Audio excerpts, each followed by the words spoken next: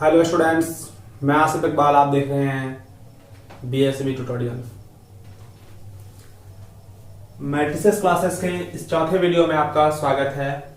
आज हम लोग पढ़ने वाले हैं ट्रांसपोज, परिवर्त ऑफ मैट्रिक्स। इंग्लिश होगा ट्रांसपोज, हिंदी होगा परिवर्त।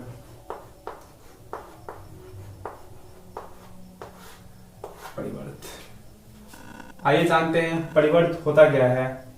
कोई अवयव A जिसके अवयव हैं AI J, इसका विस्तृत रूप लिखते हैं तो मान लीजिए कोई अवयव है 1 2 1 3 2 1 8 2 2 और 8 2 3। ये 2 गुने 3 के कोई अवयव हैं, तो इसका परिवर्त जो परिभाषित होता है, परिवर्त होता है कि इसके रो को कॉलम में और कॉलम को रो में परिवर्तित कर दिया जाए। मतलब अवयव वही रहेंगे, परंतु एक ऐसा अवयव आएगा जिसमें पुराने वाले अवयव का जो रो होगा वो कॉलम बन जाएगा और कॉलम होगा सो रो बन जाएगा। मतलब रो नंबर 1 में जो अवयव हैं वो अब इसके कॉलम नंबर 1 के अवयव हो जाएंगे 1 3 और 8 2 1 8 2 2 और 8 2 3। मतलब यह अवयव और यह अवयव में बस अंतर इतनी क्या है कि ये A11 A21 ये कॉलम नंबर 1 में थे जो अब रो नंबर 1 में हो गए हैं। ये कॉलम नंबर 2 में थे A12 और A22, वो अब रो नंबर 2 में हो गए हैं। और कॉलम नंबर 3 के हो गए हैं रो नंबर 3 में। अब इसके कोटि भी बदल गए हैं। ये 2 गुने 3 के थे तो ये 3 गुने 2 के हो गए हैं। अगर इसका शॉर्ट फॉर्म लिखना चाहेंगे तो इस तरह लिख सकते हैं AJI 3 गुने 2। इस अवयव का नाम होगा ट्रांसपोज ऑफ A। इसको सूचित करेंगे A डैश से या A के पावर D से। ये अवयव इस अवयव का ट्रांसपोज है और ये अवयव इस अवयव का ट्रांसपोज है। स्पष्ट है? एग्जांपल से देखते हैं। कोई अवयव A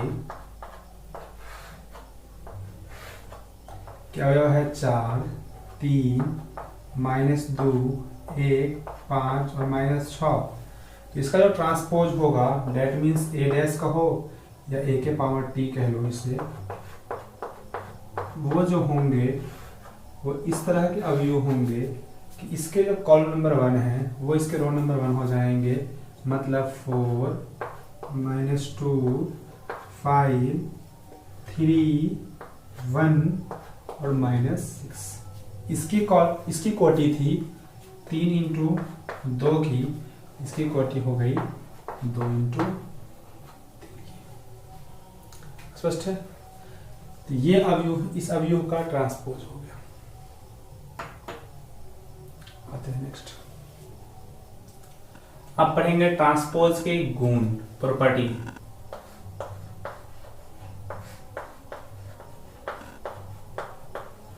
प्रॉपर्टीज, गुण। किसके गुण सर? ट्रांसपोज के।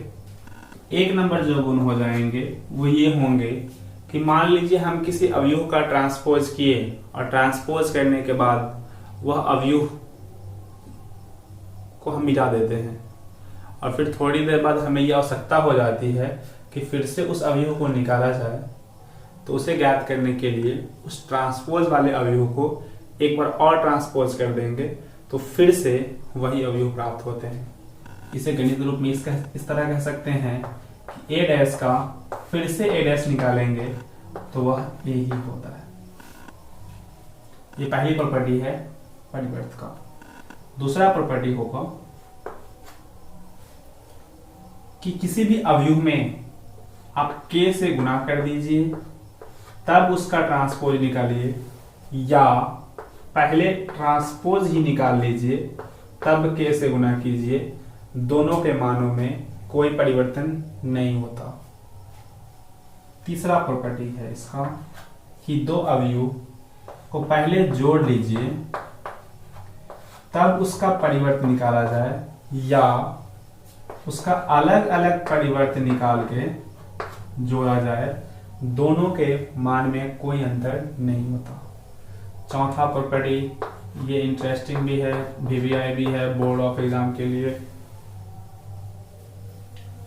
दो अवयव को पहले गुणा किया जाए तब उसका परिवर्तन निकाला जाए, ये जो बराबर होते हैं वह B के ट्रांसपोज और A के ट्रांसपोज के गुणनफल के बराबर होते हैं।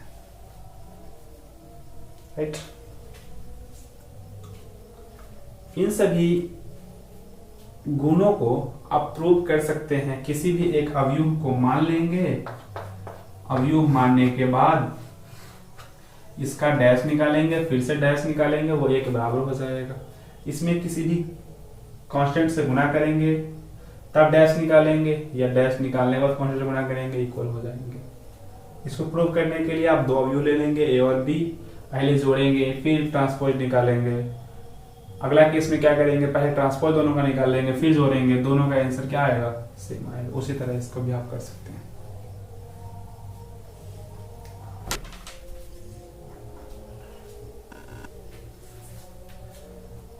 अब इस ट्रांसपोज के आधार पे, परिवर्त के आधार पे अवयवों के कुछ विशेष प्रकार होते हैं।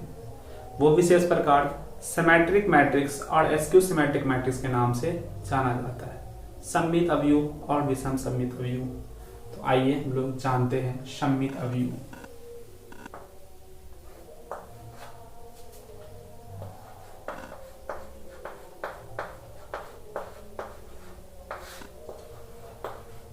सममित अवयव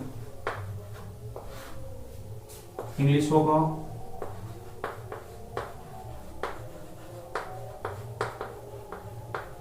सिमेट्रिक मैट्रिक्स।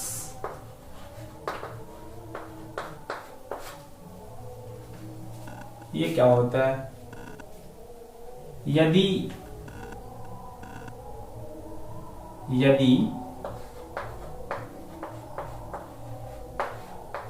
किसी अवयव का A' निकाला जाए और फिर से वह A के बराबर आ जाए तो वह अवयव सममित अवयव कहलाता है। उसका A' निकालने के बाद वह फिर से A के जैसा आ जाता है तो उसे सममित अवयव कहते हैं। जैसे एग्जाम्पल, कोई अवयव A है जो इस तरह है,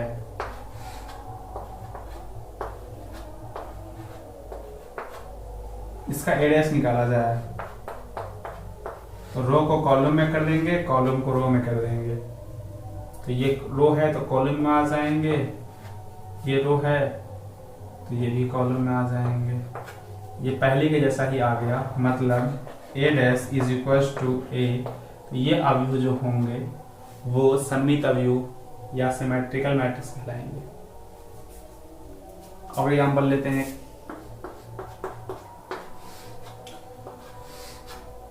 1 2 3 2 4 6 3 6 7। इसका भी A' निकालते हैं। तो A' निकालते हैं तो ये रो है, इसको कॉलम बना देते हैं। तो रो नंबर 1 में है 1 2 3, तो रो नंबर 1 में 1 2 3 हो जाएंगे। कॉलम नंबर 2 में है 2 4 6, तो 2 4 6 कर देते हैं। कॉलम नंबर 3 में है 3 6 7, तो कर दिया। तो ये फिर से पहले ऐसा प्राप्त हो गया, A' is equal to A। तो ये भी है सममित अवयव।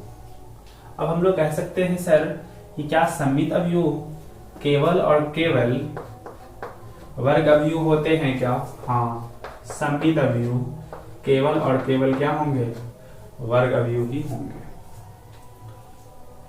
वर्ग अवयव के अलावा कोई दूसरा अवयव सममित अवयव नहीं हो सकता। अगर इसे अवयवों के रूप में शॉर्टकट लिखा जाए तो इस तरह लिख सकते हैं हम कि किसी भी अवयव ए के लिए ए आई जे का वैल्यू और ए जे आई का वैल्यू दोनों अगर इक्वल हो तो वह अवयव सममित होते हैं। जैसे इस अवयव का नाम है A11, इस अवयव का नाम है A12 और इस अवयव का नाम है A21। तो A12 और A21 दोनों इक्वल है। इस अवयव का नाम है A13 और इस अवयव का नाम है A31, ये दोनों इक्वल हैं। तो ऐसा जिस भी अवयव में दिखाई दे कि A23 और A32 का वैल्यू, A31 का वैल्यू, A13 का वैल्यू इक्वल हो तो उस अवयव को हम लोग सममित अवयव के नाम से जानते हैं। नेक्स्ट अब पढ़ेंगे विषम सममित।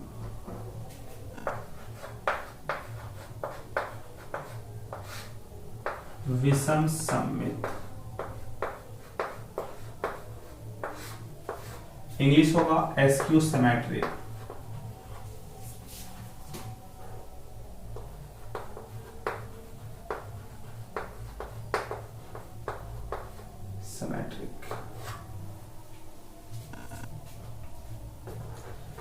इसमें क्या होते हैं कि किसी भी अवयव का अगर a' निकाला जाए तो वह ऋणात्मक अवयव के बराबर हो जाए, मतलब -1 के बराबर हो जाए, तो इस अवयव को हम लोग विषम सममित अवयव कहते हैं। इसे शॉर्टकट में लिखना जाए तो किसी भी अवयव का aij अवयव वो जो बराबर हो वह -aj के बराबर हो तो इस अवयव को हम लोग विषम सममित अवयव कहते हैं। जैसे एग्जाम्पल ए कोई अवयव है 0, 5, -5, 0, इसका हम लोग a' निकालते हैं तो ये कॉलम नंबर 1 बन जाएगा। डेट मीन्स यहाँ -5 लिखा जाएगा। ये कॉलम नंबर 2 रो नंबर 2 बन जाएगा। इसमें से कॉमन लेंगे तो ये माइनस कॉमन हो जाएगा और यहाँ 0, यहाँ 5, यहाँ -5 और यहाँ 0 लिखा जाएगा। That means a' is equal to -a। ये अवयव जो हो गए आपके विषम सममित हो गए। इस तरह के और एग्जाम्पल लेते हैं।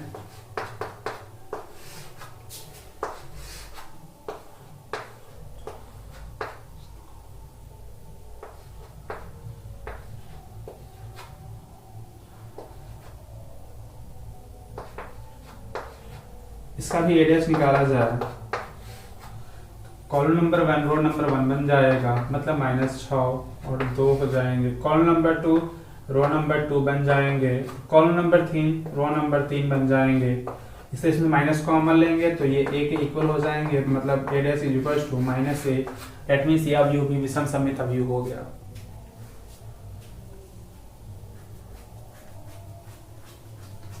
इस तरह इसमें खास बातें हैं कि विषम सममित अवयव के नोट, विषम सममित अवयव के विकर्ण अवयव जो होते हैं, डायगोनल एलिमेंट होते हैं, वो हमेशा 0 होंगे। लिखेंगे एसक्यू सिमेट्रिक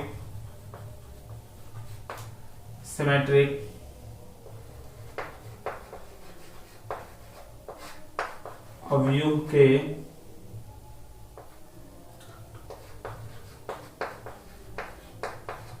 विकर्ण अवयव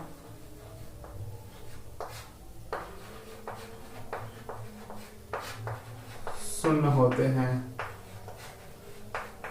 इसका विपरीत सत्य नहीं होगा। अगर किसी अवयव का विकर्ण अवयव शून्य है तो वो विषम सममित अवयव होगा, इसकी गारंटी नहीं है, परंतु इसकी गारंटी है कि कोई अवयव विषम सममित है तो उसका विकर्ण अवयव शून्य होगा।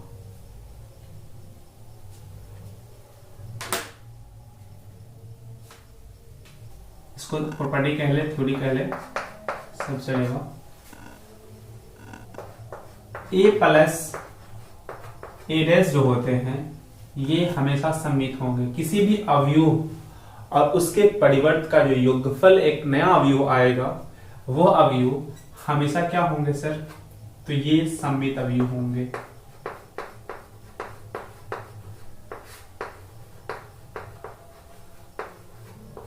सममित अवयव होंगे।